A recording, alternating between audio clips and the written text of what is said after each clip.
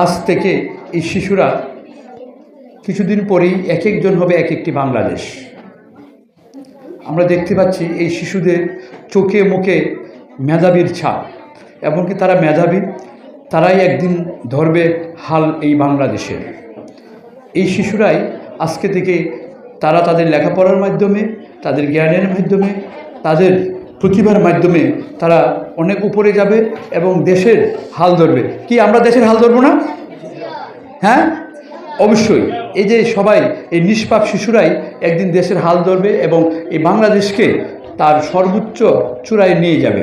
আমি ধন্যবাদ জানাই এই উবায়দুল হক শিক্ষা ট্রাস্টের আজকে বৃত্তি প্রদান অনুষ্ঠানে যারা এই আয়োজন করেছে, তাদের যারা এই শিশুদেরকে উৎসাহিত করার জন্য সার্টিফিকেট এবং তারা অর্থ প্রদান করেছে, তাদেরকে অসংখ্য অসংখ্য ধন্যবাদ। সেই সাথে কর্তৃপক্ষের কাছে একটি অনুরোধ, এই শিশুদের অর্থের সাথে যদি কিছু বই দেওয়া যেত তাহলে তারা পড়তে পারত। সেই অর্থটা না দিয়েও যদি এই অর্থের বিনিময়ে তাদেরকে গল্পের বই, বিভিন্ন শিক্ষামূলক বই অথবা আমাদের মনীষীদের জীবনী, এরকম এই শিশুবান্ধব যে বইগুলো আছে সেই বইগুলো যদি তাদের হাতে তুলে দেওয়া হতো তাহলে তারা এটা পড়ে আমার মনে হয় আরও বেশি জ্ঞান অর্জন করতে পারত। তাই আমি এই যে যারা এই আমাদের এই কর্তৃপক্ষ আছে তাদের প্রতি আকুল আবেদন, আমার এই প্রস্তাবটা যেন ওনারা বিবেচনায় রাখেন।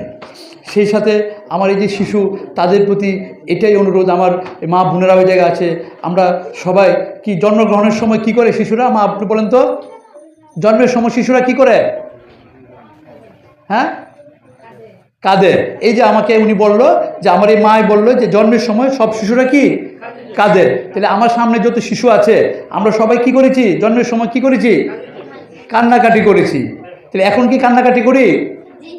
তাহলে আমরা আমাদের জীবনটা এমন গড়ব, মৃত্যুর সময় আমি হাসব কিন্তু আমার কর্মের জন্য এই সবাই কাঁদবে।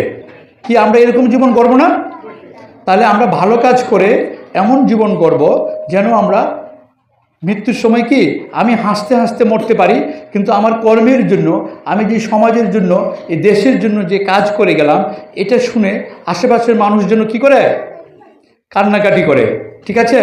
তারপরে আমাদের যে লেখাপড়া করাচ্ছে কারা? শিক্ষকরা। এই শিক্ষকের প্রতি কি করতে হবে? শ্রদ্ধা রাখতে হবে, সম্মান রাখতে হবে। একমাত্র শিক্ষকরাই নিঃস্বার্থভাবে আমাদেরকে পড়ান।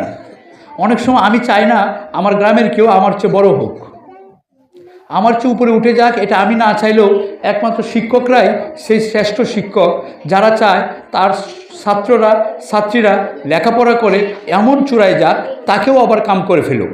মানে সে যে অবস্থায় আছে আমার স্যারেরা, তার চেয়েও আমার স্টুডেন্টরা অনেক উপরে যাক, এটাই সকল শিক্ষকরা চায়। তাই এই নিঃস্বার্থ শিক্ষকের প্রতি শ্রদ্ধা। আপনারা যারা এই শিক্ষা প্রতিষ্ঠানে কর্মরত আছেন, আপনাদের হাতে তৈরি এই কাঁচা শিশুগুলা এই মেধা, সততা এবং তারা তাদের যে ভবিষ্যৎ দেশ গড়ার যে কাজে লাগবে সেভাবেই তৈরি করবেন, সেই আশাবাদ ব্যক্ত করে এই আজকে যারা আয়োজক আছে সবাইকে ধন্যবাদ জানিয়ে আমার বক্তব্য শেষ করলাম। সবাইকে আসসালামু আলাইকুম।